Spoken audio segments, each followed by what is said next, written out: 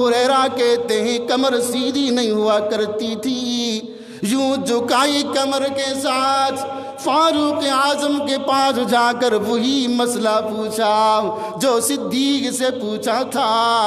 فاروق اعظم نے بھی مجھ پر نہ دیکھا، غور و فکر نہ کی، وہ مسئلہ بتلا دیا، وہ مسئلہ مجھے سمجھا دیا، عین اسی طرح جس طرح صدیق اکبر نے سمجھایا تھا۔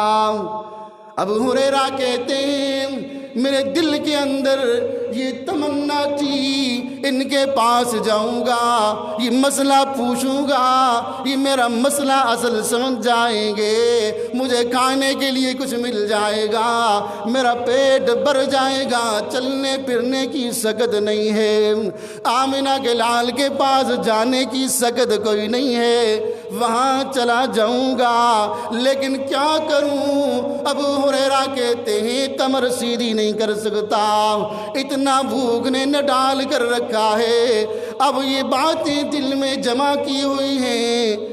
صدیق آئے، وہ بھی چلے گئے، مسئلہ پوچھا، مسئلہ بتا کر، مسئلہ سمجھا کر چلے گئے۔ فاروق اعظم آئے، مسئلہ پوچھا تو بتلا دیا، مسئلہ پوچھا تو سمجھا دیا، مسئلہ سمجھا کر بتا کر چلے گئے۔ اپنے آپ سے باتیں کر رہا ہے ابو ہریرہ، باتیں کرتے کرتے کیا دیکھتا ہے، آمنہ کے لال سامنے سے آتے ہوئے دکھائی دیے ہیں۔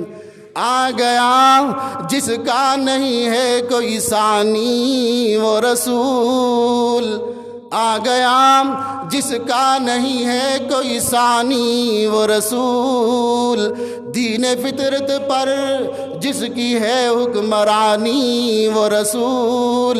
ابو ہریرہ کہتے ہیں آمنہ کے لال پہ نظر پڑی، میں پھر تیار ہو گیا، اب یہی مسئلہ آمنہ کے لال سے پوچھوں گا۔ جب آمنہ کے لال قریب سے گزرنے لگے، ابو ہریرہ کہتے ہیں چلنے کی سکت نہیں رہی، چلنے کی سکت نہیں رہی، پاس جانے کی سکت نہ رہی، میں نے وہیں سے مسئلہ پوچھا آمنہ کے لال سے۔ آمنہ کے لال میرے قریب آ کر کھڑے ہو گئے، مجھے دیکھا، دیکھ کر آمنہ کے لال نے تبسم فرمایا ہے، آمنہ کے لال مسکرا گئے۔ ان کے مسکرانے کے بعد میں ابو ہریرہ نے وہی مسئلہ پوچھا، وہی مسئلہ سامنے رکھا جو صدیق و فاروق کے سامنے پیش کر دیا تھا۔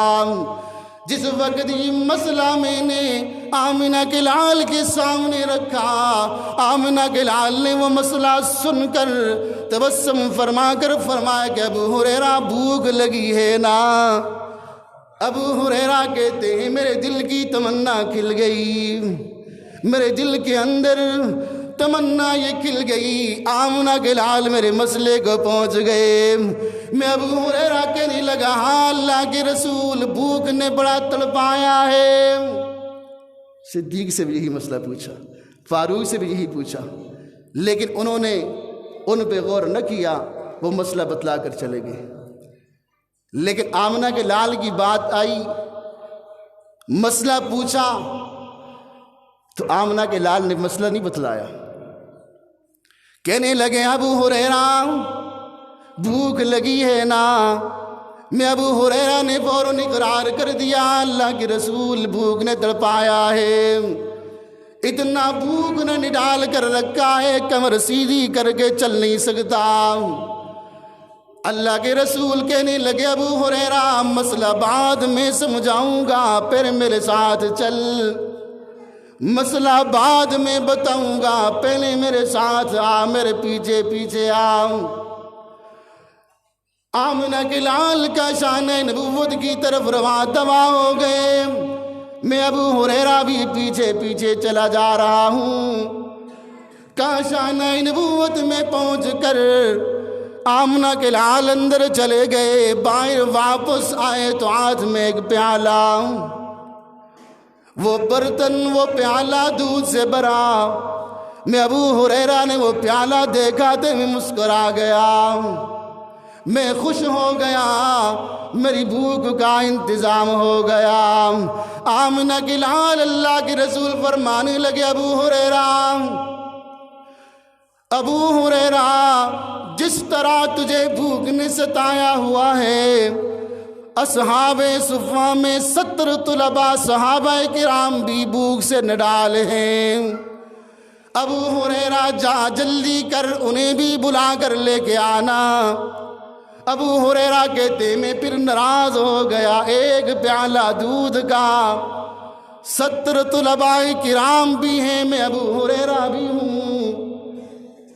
دل کے اندر یہ بات آئی، آمنہ کے لال اگر اس وقت یوں فرما دیتے ہو ابو ہریرہ اس پیالے کو اپنے منہ کے ساتھ لگا کر یہ دودھ پی لے، میں سارا دودھ پی جاتا، لیکن آمنہ کے لال نے فرما دیا 70 طلباء کرام صحابہ بھی اسی طرح بھوک سے نڈال ہے ہریرہ جس طرح تو نڈال ہے۔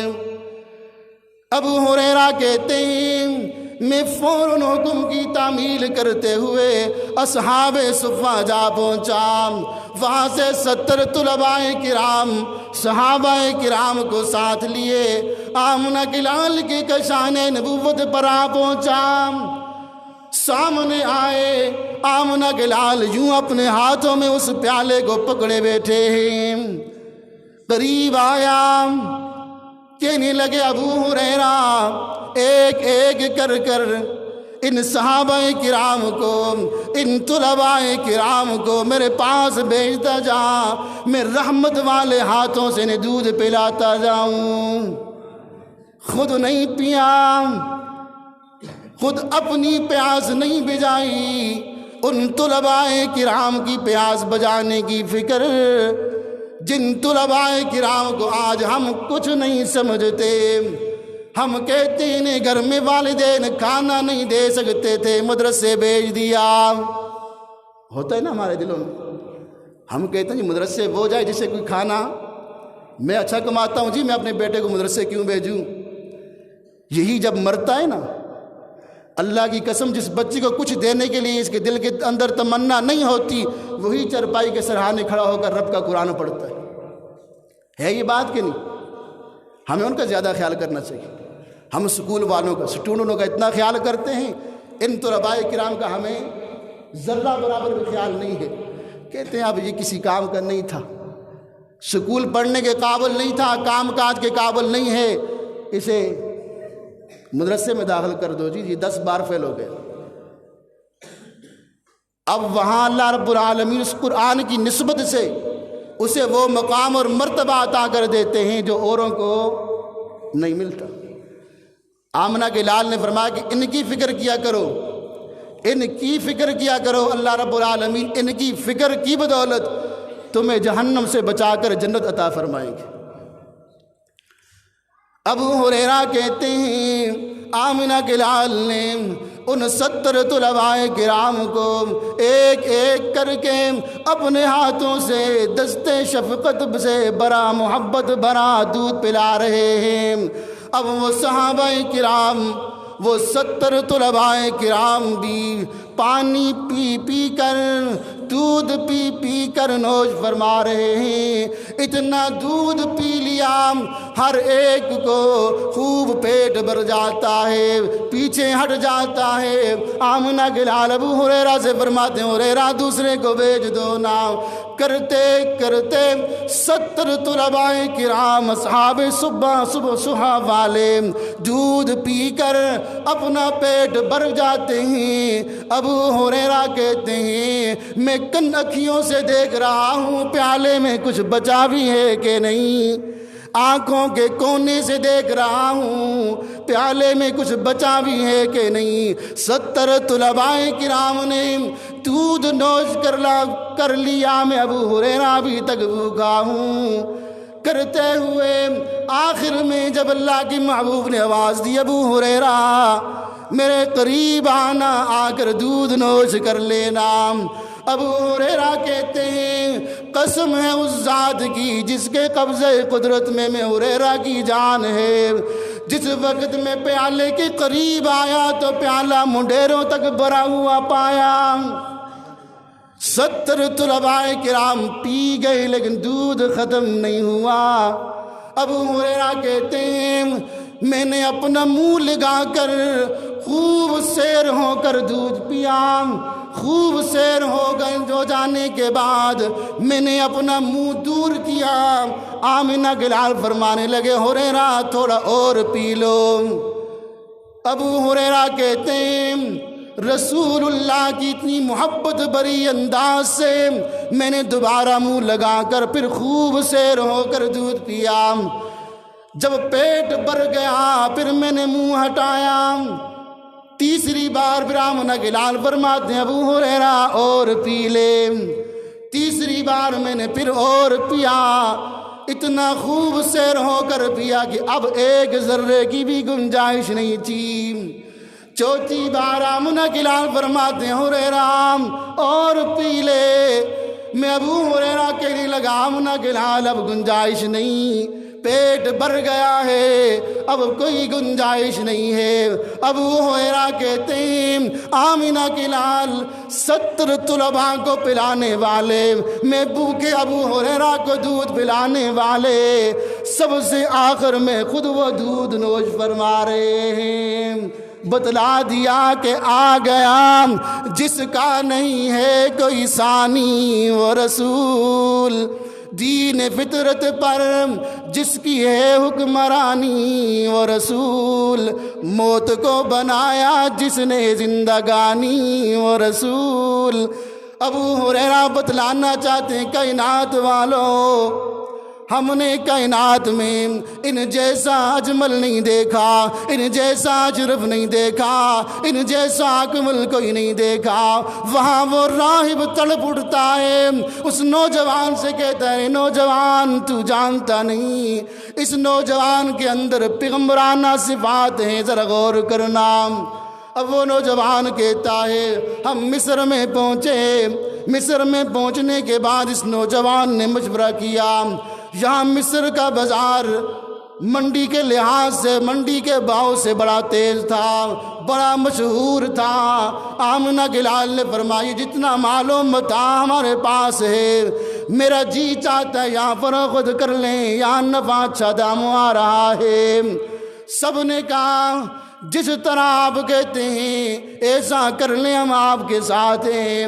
آمنہ گلال نے وہاں وہ مال و متاع فروخت کر دیا اس بازار کے اندر جہاں کبھی اس نے یوسف بیچا تھا، کبھی اس نے یوسف کی بولی لگی ہوئی تھی، آج صاحب لولاک کا مال و زر وہاں فروخت ہو رہا ہے۔ آمنہ گلال فرماتے ہیں اس مال میں رب العالمین نے اتنا نفع دیا، اس سے پہلے کبھی اتنا نفع نہیں نصیب ہوا۔ آمنہ گلال نے اس نوجوان سے فرمایا جس وقت اب یہ سارا مال زر فروخت ہو گیا، جتنا بھی نفع ہے اب یہ نفع اس مالدار خاتون تک پہنچانا چاہیے، جتنا جلدی ہو ان کی امانت انہی تک پہنچا لیجئے۔ غلام کہتا ہے میں دیکھ رہا ہوں اب ان پیسوں میں سے ہی استعمال نہیں کرتے، چاہتے تو کرتے نا، کیا نہیں ان تک پہنچا دو، جو مزدوری طے ہوئی تھی وہ خود مجھے دے۔ آج ہم کوئی ہلکی سی چیز مجھے دے دے جی جا کر فروخت کر لو، تو 100 کی بیچ کر 50 ہی بتاؤں گا، 100 کی بیچ کر جس کی چیز اس کو کہوں گا 50 کی میں نے بیچی ہے، وہ کہے گا یار تو نے تکلیف کی ہے یہ 10-20 اور لے لے تیرے ہو، اس کو 30 ملے اس کو 80 مل گئے۔ مالک سے زیادہ جو قاصد بن کر جاتا ہے وہ اپنا کام کر لیتا، لیکن وہ نوجوان کہتا ہے اس قریشی نوجوان نے 1 درہم اور دینار بھی نہ خرچ کیا، اپنی استعمال میں نہیں لایا۔ جواب یہ دیا کہ جس وقت اجرت جو ان سے طے کی تھی انہی سے لوں گا۔ واپس چلے گئے۔ جس وقت یہ قافلہ واپس روانہ ہوا، جناب ابو طالب اور یہ مالدار خاتون اپنے گھر میں کھڑے ان کا نظارہ کر رہے ہیں۔ قافلہ آ رہا ہے، قافلے کا نظارہ ہو رہا ہے۔ اب یہ خاتون حضرت خدیجہ بھی انتظار میں قافلے کا انتظار کرتے ہوئے نظارہ کرتی ہیں، سامنے سے قافلہ آ رہا ہے۔ جناب ابو طالب بھی قافلے کا نظارہ کرتے ہوئے دکھائی دیتے ہیں۔ یہ مالدار خاتون حضرت خدیجہ کہتی ہیں جس وقت یہ قافلہ واپس آیا، کیا دیکھتی ہوں سارے قافلے میں سے اس نوجوان کے سر پہ بادل کا ایک ٹکڑا سایہ کیا ہوا ساتھ ساتھ آ رہا ہے۔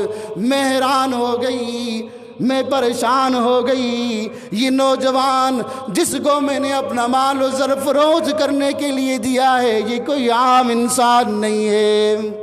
باقی بات انشاءاللہ آئندہ جمعہ عرض کروں گا۔ اللہ تعالیٰ سے دعا ہے اللہ مجھے بھی اور آپ سب کو بھی آمنہ کے لالچ سے اپنی جان سے بڑھ کر محبت کرنے کی توفیق عطا فرمائے، آقا کی سیرت اور صورت اپنانے کی توفیق عطا فرمائے۔ وآخر دعوانا الحمدللہ رب العالمین۔